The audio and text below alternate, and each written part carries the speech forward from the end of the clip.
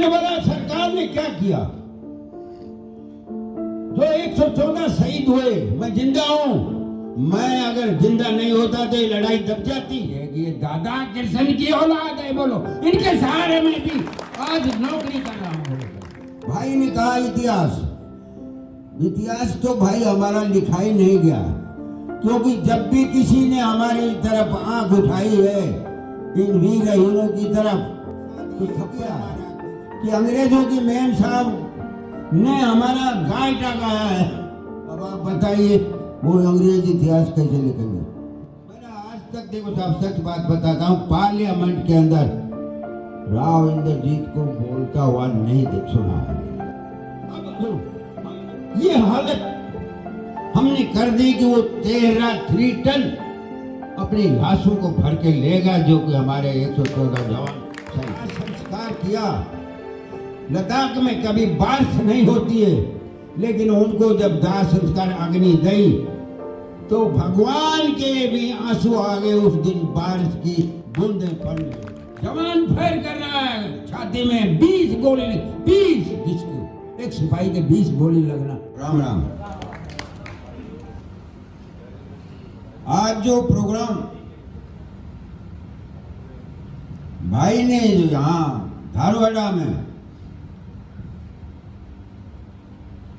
इतनी जगह जो जिस भाई ने दी है, उस भाई का मैं बार बार धन्यवाद करता हूं। अब मैं उस विषय पर चलता हूं जिस विषय के लिए हम लड़ाई लड़ रहे हैं। सबसे पहले ये मैं बताना चाहता हूं कि रजांगला की लड़ाई इतिहास के अंदर, वर्ल्ड के अंदर, ये 8 लड़ाइयों में शामिल है, और उस शामिल में भी नंबर 1 है ये लड़ाई। देखिए, लड़ाई वो होती है जबकि लड़ते लड़ते उस जमीन के ऊपर काबू रखे या शहीद हो जाए, उसको बोलते हैं लड़ाई। अभी पीछे से गोला मारो, हवाई जहाज से मार दो, सब कुछ मार दो, सब कुछ तबाह कर दिया, लेकिन उस जगह को ऑक्युपाई, मतलब उसके ऊपर कब्जा कौन करेगा, ये एक सैनिक का काम है। और वो रजांगला के सैनिकों ने, बहादुर ने, हरियाणा, राजस्थान, उत्तर प्रदेश को ने उस पर झमक कर रहे और वहीं शहीद हो गए। अभी मैं आता हूं, यही रजमठ के लिए संघर्ष हो रहा है, बहुत अच्छी बात है। मैं आज इतनों से ही खुश हूँ, अपनी छोटी बहनों से भी मैं खुश हूँ कि 5-10 आई हैं, लेकिन 5-10 के साथ 2 0 लगा दोगे तो और भी ये संख्या बढ़ेगी। अब हमें आपके ऊपर भरोसे पे सारा काम करना है, युवाओं को ऊपर। देखो, अब हमारे बस का काम था वो पूरा कर चुके हम। अभी हमारे जो बुजुर्ग हैं ये हमारे साथ चल रहे हैं, इनका भी बहुत बहुत बड़ा मैं धन्यवाद मानता हूं। अब ये रजांगला भाई ने कहा इतिहास तो भाई हमारा लिखा ही नहीं गया, क्योंकि जब भी किसी ने हमारी तरफ आंख उठाई है इन वीर हीरों की तरफ, तो थप्पड़ मारा खींच करके, और जब थप्पड़ मारेगा तो अगला इतिहास नहीं लिखेगा हमारा। अंग्रेजों के साथ यही किया है कि अंग्रेजों की मेम साहब ने हमारा गायटा गाया है। अब आप बताइए वो अंग्रेजी इतिहास कैसे लिखेंगे? वो तो उन्होंने बाद में हमको भर्ती में लिया कि ये कौम के बगैर हम कामयाब नहीं होंगे, नहीं तो वो हमको चाहते नहीं थे। मैं आपको सच बताता हूँ, अब जब ये प्रोग्राम होता है तो मैं हर हमेशा यही कहता हूँ, और गांव में अभी भी सब जातियों से, राजपूत भाई से भी, जाट भाई से भी, गुजर भाई से भी, सबको ये कहता हूँ, भाई आपको तो हक मिला हुआ है, आप हमारी मदद करिए, जगह जगह पर इस बात को उठाइए कि भाई हीरों को भी हक मिलना चाहिए। 3 जनरल बने, तीनों जनरलों ने क्या किया? एक ने तो अपनी हाइट कम करवा दी, बिपिन रावत ने उनके बच्चों की, एक ने उठा करके अपने वहाँ 1500 भर्ती करवा दिया। अभी हमारे डिफेंस मिनिस्टर बने थे, वो हमारा हरियाणा का हिस्सा लेकर उत्तर प्रदेश को दे गया। अभी हमारा कोई ऐसा जनरल भी नहीं बनता है ना जिससे कि हमारे जवानों के हक में बात करे। हमारे जवानों की भी अभी हाइट के अंदर मौसम और परिवर्तन होते हुए हाइट कम हो रही है। अभी आप देख लियो, हमारी बहनों की हाइट है मुश्किल से 4.5 से लेकर के और 5 फुट 3 इंच तक ही रह रही है। अब हाइट हाइट हाइट हाइट तो अभी मुश्किल हो रही है, क्योंकि पहले वाला खान पान नहीं है, मोटा खान पान नहीं है। अब मैं विषय पर आता हूँ, हमारे साथ क्या हुआ। देखिए साहब, सबसे पहले इस लड़ाई की फिल्म बनी हकीकत, और वो फिल्म का पूरा सीन रजामला का है। और मैं पिक्चर हॉल में गया, खुशी थी कि भाई हकीकत फिल्म को देखूंगा। लेकिन जब मैं पिक्चर हॉल में पहना और जब सेना का रोल आने लगा और कंधे पे लिखा मिला जाट, अब बताइए ये न्याय हुआ सरकार का। मैं बाहर निकल गया, मैं बोला मैं जब तक जिंदा रहूंगा इस हकीकत फिल्म को नहीं देखूंगा। ये हमारे साथ बहुत बड़ा अन्याय हुआ है कि लड़ाई हमने लड़ी और कंधे पे जाट लिख दिया। जो कहानीकार था उनको भी लिखा मैंने, उन्होंने यही मेरे को कहा, आखिर में मेरे पास लेटर है कि सर हम तो सरकार के कहने से काम करते हैं। गजब की बात है सर। अब 3 परमवीर चक्र है हमारे। परमवीर चक्र बहुत बड़ा है, साहब लोगों को सबको मालूम है। लेकिन उन तीनों भी परमवीर चक्रों के अंदर अहीरों का काम है, योगदान अहीरों का। क्यों?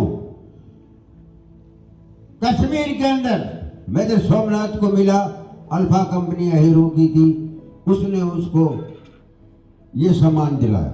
62 के अंदर खुद मैं था, अहीर थी, 13 कुमाऊं थी, मेजर शैतान सिंह को यह अवार्ड दिया। अब आप मुझे बताइए कि लड़ाई हम लड़ें और नाम कुमाऊं का होता है, बहुत मुश्किल से दिल डरता है, नहीं तो आंखों में आंसू आ जाते हैं, क्योंकि भाई लड़ते हमारे नाम कुमाऊं का होता है। हमारी सरकार से एक ही बात है, रखिए हमको कम ही दर्जा में रखिए, वैकेंसी कम दे दीजिए, लेकिन हमारे कंधे पे अहीर लिख दीजिए।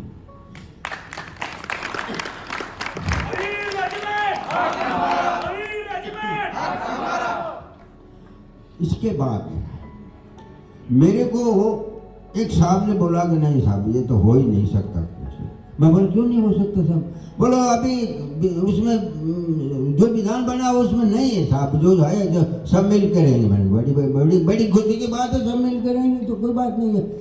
मैं बोला एक बात बताता हूँ मैं आपको, सन 47 के बाद में जब हम आज़ाद हुआ, उसके बाद कश्मीर ना उसमें, हाँ श्रीनगर के अंदर JNK राइफल खड़ी हुई। दूसरा कुमाऊं ग्रुप के अंदर नागा रेजिमेंट खड़ी हुई। उसी कुमाऊं ग्रुप के अंदर लद्दाख स्काउट खड़ी हुई। आप साहब सफेद झूठ बोल रहे हैं, मैं तो उस ग्रुप का सिपाही हूँ। उनको क्या तकलीफ है अहीर लिखने में, और हमारे कुमाऊं के साथ ही हमको अटैच कर दो, कोई बात नहीं है। हम तो कम खा लेंगे, कम जी लेंगे, लेकिन हम अपना नाम के लिए मर रहे हैं। और यही हमारी प्रार्थना है कि हमारा नाम कंधे पर अहीर होना चाहिए, और ये हमारा हक है, और लेंगे, छोड़ेंगे नहीं। किसी दिन आएगा, सरकार जागेगी, लेकिन हमारे खुद के नेता नहीं जाग रहे। मुझसे बात ही नहीं निकलती है। कभी कोई सार्वजनिक में आता भी है तो मैं बोलता भाई ये बात, भाई ये मत बोलना, भाई नहीं बोलना तो मेरे को मत बुलाना वहां पर। मैंने कहा तो ये जागे हो, हर सभा में बोलो, जो भी नेता भी आएंगे आपके पास, खूब आएंगे, उनको बोलो सीधा कि आप हमारी बात नहीं बोल रहे तो फिर हम आपको वोट कैसे देंगे। सीधा बोलो। मैंने आज तक, देखो साहब सच बात बताता हूँ, पार्लियामेंट के अंदर राव इंद्रजीत को बोलता हुआ नहीं देख सुना है मैंने। क्यों? हमने 5 दफा बना के भेजा है। हमने कहा, मैंने कह दिया पिछली दफा, आप फाइट करिए, हम आपको निर्दलीय बना के भेजेंगे। अगर आपको कोई भी नहीं देती है। और आपके पास तो ताकत है साहब, ताकत है लाओ, लेकिन वो भी बहुत ठंडा पड़ रहा है। 3-4 बातों से बहुत दुख हो रहा है। एक आपको मालूम है कि एम्स जो हमारा स्कूल ना वो हॉस्पिटल है, उसका कितनी डिले हो रही है, हद से ज्यादा। तो इसको बोले बगैर नहीं बात बनेगी। सरकार अच्छा काम कर रही है, सैनिकों के लिए भी बढ़िया काम कर रही है, और सबका तो बढ़िया कर दिया, लेकिन हमारा भी अब बढ़िया कर दीजिए, हमारी यही प्रार्थना है। और मैंने डिफेंस मिनिस्टर से 3 दफा रिक्वेस्ट की है कि बोले एक दफा आपके क्वार्टर में अंदर बुला लीजिए, ताकि रजांगला का लड़ाई का विवरण बता दूं, ताकि आपको अंदर का जो मैलापन है वो बाहर निकल जाए। हमारे मिनिस्टरों को मैंने 6 दफा बोला कि रजांगला की लड़ाई को डालिए, इस लड़ाई को डालिए, ताकि पता चले हमारे बच्चों को, जो बच्चे स्कूल में पढ़ते हैं, दबती चली जाएगी। मैं 12 के अंदर ताज होटल में बुला लिया मेरे को। उस टाइम पर जितने अच्छे काम किए थे नेता खिलाड़ी सब थे, वहां भाषण हुए, पूरा पार्लियामेंट था। हम भी बुलाए, हम भी चले गए वहां पर। भाषण होते रहे। आखिर के अंदर बोला कि साहब 5 मिनट कप्तान रामचंद्र बोलेगा। मैं स्टेज पर गया और माइक पकड़ा, और पकड़ के मैंने कहा कि चैनल के जो सीनियर जो एडिटर साहब है या उसके नेता सीईओ है, उनका बार बार धन्यवाद मेरे को 5 मिनट के लिए दिया, लेकिन मेरी जो कहानी या मेरी लड़ाई या मेरे दिल की भावना 5 मिनट में नहीं निकलेगी, इसलिए मैं माइक को वापस करता हूं। उस अफसर ने खड़ा होकर के चैनल के जो डायरेक्टर था उसने बोला कि साहब आप बोलिए कप्तान साहब जितना बोलना चाहता है। वहां पर फिर मैंने बोला कि साहब अब मेरा दिल खुल गया, मैं वो खुल के बोलूंगा।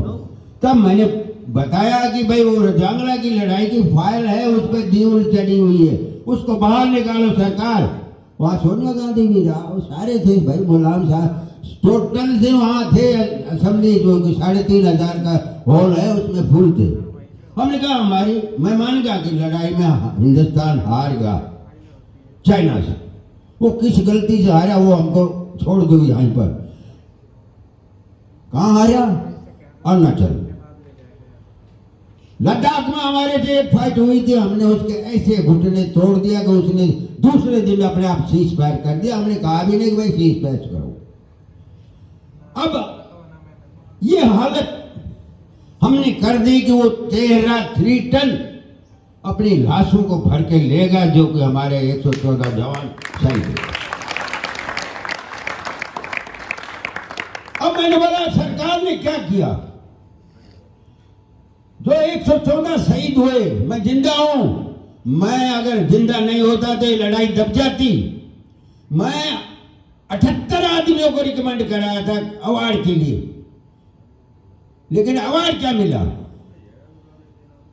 एक परमवीर चक्र, 4 वीर चक्र, 8 वीर चक्र, 4 सेना मेडल। ये कोई अवार्ड हुआ? जो 114 शहीद हो गए और ये अवार्ड दिया उन्होंने। मैं बोला इस गवर्नमेंट से, वही गवर्नमेंट वहीं बैठी थी, इस गवर्नमेंट से हमें क्या भरोसा करें जो कि जवान सेना को कठिन परिस्थिति में लड़ाई लड़ रहा है। अब मैं बताता हूं, जो शहीद हुआ है वो वहीं दफना दिया गया है 2 किला के अंदर, पूरा क्वेर होकर के। जब वो दाह संस्कार किया, लद्दाख में कभी बारिश नहीं होती है, लेकिन उनको जब दाह संस्कार अग्नि दी तो भगवान के भी आंसू आ गए। उस दिन बारिश की बूंदें पड़ने लगी। वो आप ही के गाते लगते होंगे, आप वो बड़ी उम्र के थे। अब मैं आता हूं, मैंने कहा सरकार के ऊपर जिसकी सरकार है, राजस्थान सरकार ने बहुत अच्छा, हर शहीद को 16 बीघा जमीन दी, उसकी देखभाल भी मैं चेक करता हूं, करते हैं मिनिस्टर। राजस्थान ने क्या दिया ये आपके सामने मैंने बता दिया। हरियाणा ने, उस टाइम पंजाब था, अब हरियाणा, कुछ नहीं मिला, सम्मान नहीं मिला। मैं बार बार ये कह रहा हूँ कि जो शहीद हुए उनको 50-50 लाख रुपया तो दे दो ताकि वो अपने बच्चों को अच्छी तरीके से पढ़ा सके, सब कुछ कर। कोई बात नहीं मानी।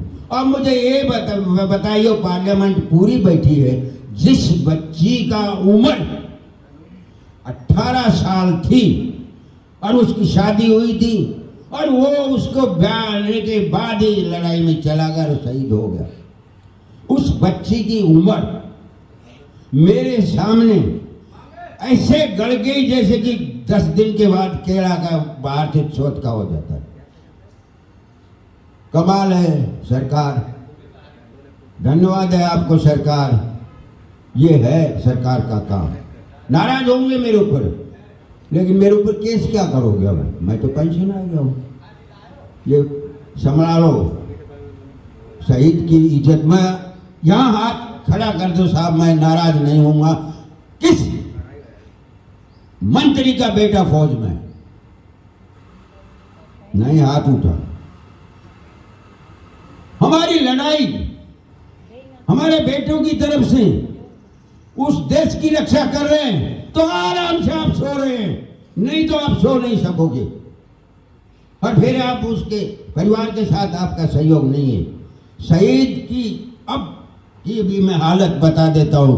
जब शहीद का पार्थिव शरीर आता है तो 2 फूल चढ़ाने जाते हैं और वो भी फूल वो घर वाले खरीद के लाते हैं।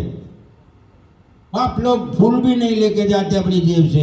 ये मिनिस्ट्रियों का हाल है। उनको बेटों को आप खुद जानते हो कि उनको कितना भी कह लो उनकी समझ में नहीं आया। उसके बाद में वो लड़ाई की फाइल निकली है, चर्चा हुई है और शोरगुल मचा है। मेरे को मेरे गांव के अंदर खुद बोलते थे भगोड़ा है साहब, भगवान का तो मेरे को बोला भगोड़ा है, लेकिन मुझे तो मालूम था कि ऊपर वालों को मालूम है, अफसरों को भी मालूम है कि ये कौन आदमी है। क्योंकि जिस लड़ाई को ऑपरेट कर रहा है मेजर शैतान सिंह, उसके कमांड पोस्ट के अंदर रामचंद्र कम्युनिकेशन दे रहा है और साथ खड़ा है। निहाल को भी पता है, निहाल बाजू में ही लाइट मशीन गन का लिया बैठा है और जो भी एक्शन होता है तो दुश्मन को वहां फायर से साफ कर देता है। इतना दिलेर सिपाही था ये। अब मैं आता हूँ साहब, सुबह 4 बजे का टाइम था। रजांगला के ऊपर सोने का तो सवाल ही नहीं था। एक तो आगा से दुश्मन, एक सर्दी। हमारे पास कुछ साधन है, 8-8 कमल दोनों भाई वोट देते तब भी हमें सर्दी लगती थी। क्या करें, साधन ही नहीं था। ठंडा कमीज, ठंडा बूट, सब कुछ। हालत बहुत नाजुक होगी। 18,300 की हाइट के ऊपर रहना कोई आसान बात नहीं था।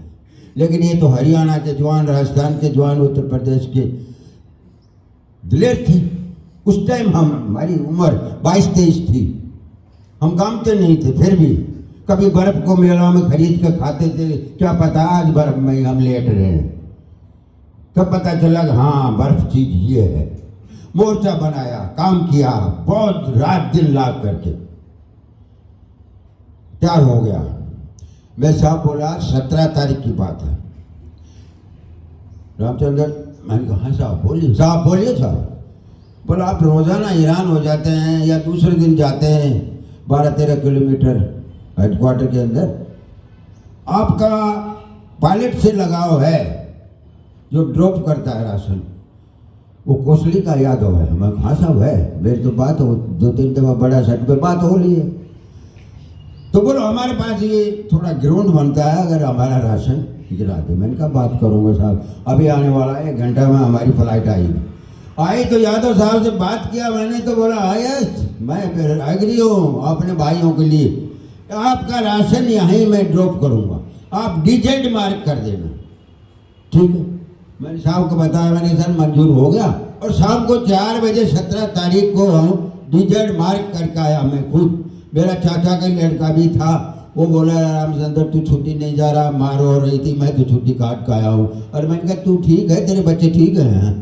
बोल तो मैंने कहा भाई, मैं बोला यार माँ को समझा के आना था तूने। बोले मैं तो समझाऊँ, लेकिन वो फूट फूट के रो रही थी कि 2 साल होएगा वो छुट्टी नहीं आ रहा। हाँ मैंने कहा जाऊँगा ना, बच्चे भी लड़ाई खत्म करी, छुट्टी जाएंगे और क्या है। उसको दिलासा दे मार्क कर दिया हमने। क्या पता था कि रात को क्या होगा। बड़ा खाना भी 17 तारीख को हो, राजी खुशी सब। रात को जब रिपोर्ट आई हमारे पास आगा की ओपी की कि दुश्मन की 32 गाड़ियां आई है जिसमें ट्रूप्स है, मशीन गने आ गई है, अटैनी की सब टोटल आ गई है। वो आई हुई रिपोर्ट मैंने हेडक्वार्टर को पास कर दिया, तो हेडक्वार्टर से मैसेज मिला कि अलर्ट रहना। मैंने कहा हम तो अलर्ट तो है ही।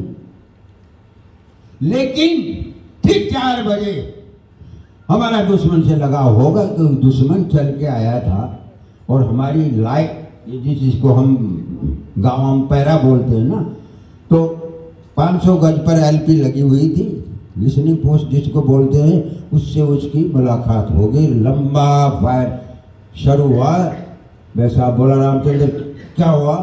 मैंने कहा हुआ क्या साहब, जो होना तो हो गया, दुश्मन से लगा हो गया, लाइव फायर हो गया, खतरा हो चुका है। बोलो कंपनी, मैंने कहा कंपनी तो सारी मोर्चा के अंदर है साहब, सोचती ही नहीं है ये लाल फायर होगा, ये तो सब रेडी है। सुजाराम साहब भैरवपुर के 7 प्लाटून के कमांडर, उसके पास सबसे पहला हमला आया 400 की नफरी। सुजाराम साहब ने कहा रामचंद्र बात कराओ। मैं साहब, मैंने कहा मैं साहब छठ पे है, बात करिए। बोले साहब 400 की नफरी में दुश्मन ऊपर चढ़ रहा है। तो बोले सुजाराम साहब इसी दिन के लिए हम इस माँ जमीन के लिए और अपनी जननी माँ की नाम रोशन करने के लिए भर्ती हुए हैं, तो अब ये दुश्मन चढ़ के आ रहा है। बोला साहब आप चिंता मत करिए, इसको मेरे को मार में तो आने दीजिए, आने दीजिए। साफ दिखाई दे रहा बर्फ के अंदर। वो ऊपर आए हैं और ऊपर आने के बाद में जब 250-300 की मार में आ गए, तब फायर खुले हैं प्लाटून के सारे उसी नाले के अंदर ऐसे ऐसे लुढ़क गए जैसे कि भेड़ों के अंदर बीमारी आ जाती है ना, और खेत में या गलियारा में ऐसे ही पड़ गए। मैं साहब बड़ा सुजनम साहब बहुत बहुत बहादुर। जहां भी आपको फायर चाहिएगा मैं आपको फायर दूंगा मोटर से। हमारे पास 3 इंच मोटर थी जिसके बाद 3000 गोले थे। बातें हो रही थी कि 8 का हमला आ गया। 8 के हरिराम राजस्थान के, उन्होंने कहा कि साहब दुश्मन का अटैक आ गया है, हम क्या हैं। बोले भाई आप सोच समझदार हो। वैसे ही बोलता था हमेशा, अरे भाई आप सोच समझदार हो, मेरे से बड़े हो, आप उनको जवाब दे देना जैसे सुजाराम साहब ने दे दिया। बोले ठीक है साहब।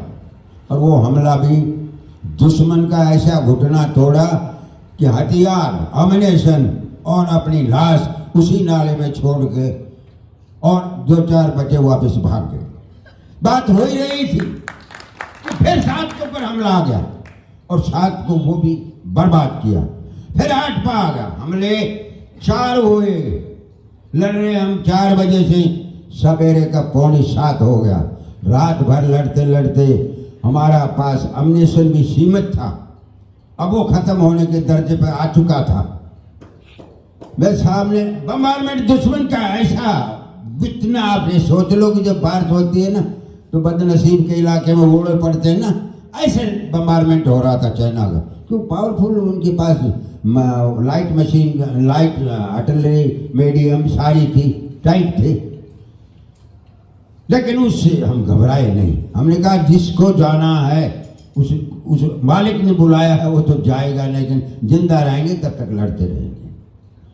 अब हालत आ गई ऐसी कि 7:30 बजे हमारे पीछे से दुश्मन रात भर चला होगा ये, और घेरा डाल के हमारी रिज पर जब मशीनें गने लगाने लगा, तब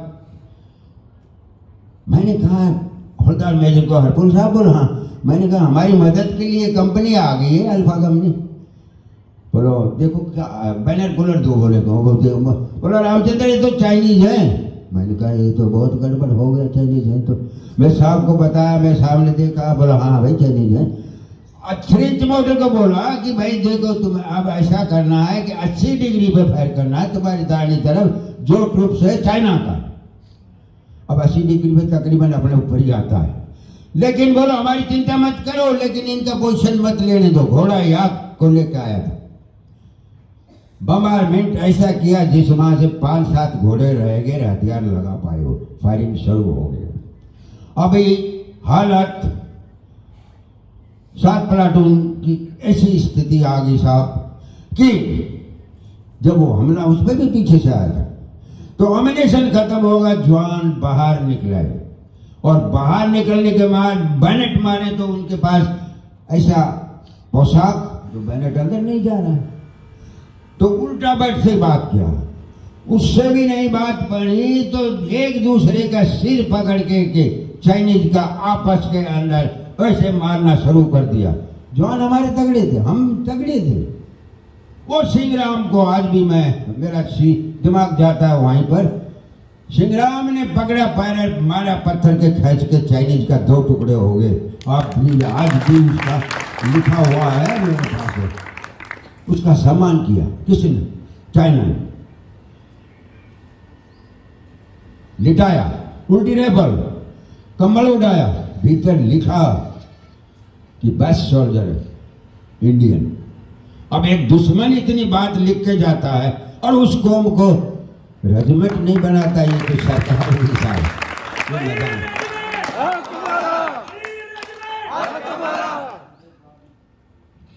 अब मैं एक बात आगे बताता हूं कि जब ये हालात होगी, नॉर्मलैंड में जब वो अपनी लाशों को ले गए, हमारी लाशें वहीं थी साहब। हमको एकदम आदेश मिला कि उस पोस्ट पे कोई नहीं जाएगा, ठीक है, हुक्म सरकार का, ये उन्होंने बताया। अब जब मेरे को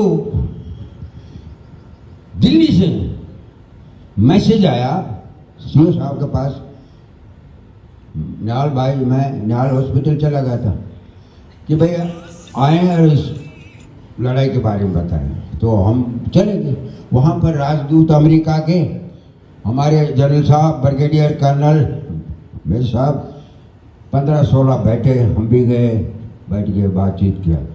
जब मैं बताने लगा तो आखिरी उस ब्रिगेडियर साहब ने, आप तो रिटायर हो गए जनरल बन के, उस ब्रिगेडियर ने बोला रामचंद्र तुम्हारा कोर्ट मार्शल होगा। मैंने कहा क्यों होगा? बोले 1300 को कैसे मार सकती है? मैंने कहा जिसमें दम है वो मार सकती है, वो कौम दादा कृष्ण की है, मार सकती है। तो मैं वहीं बोला, मैंने कहा मार सकती है। अगर आप मेरे साथ चलो तो मैं आपको दिखाता हूँ वहां का सीन। हम दादा कृष्ण की औलाद है। मैंने कहा हम कुमाऊं नहीं है। मैंने बोला हमारे जो मेरे साहब थे, एक यादव थे, उसने बोला शांत भाई, आस्ते आस्ते। मैं बोला आस्ते का टाइम नहीं है साहब, आप लिखो, मैं 4 बातें लिखाता हूँ। मैं साहब को लेके मैं आया हूँ 1.5 किलोमीटर कंधे के ऊपर। मेरे साहब को बुर्श लग गया था, मैं साहब बेहोश हो गया था। मैं साहब ने कहा था रामचंद्र तू चला जा, बटालियन बता दे कि कैसे लड़ी है, नहीं तो दुनिया नो कहेगी कंपनी सुत्ती कट गई। मैं बोला ठीक है साहब, मैं आपका हुक्म मानता हूँ, इतना ही मानता हूँ कि आपने मेरे को कह दिया, लेकिन मैं आपको छोड़ के नहीं जा सकता, नहीं जा सकता, नहीं जा। बोले मेरा हुक्म है। मैंने कहा आपने हर काम अपने भाषण में बताया कि लड़ाई के अंदर आखिर सिपाही का भी हुक्म चलता है।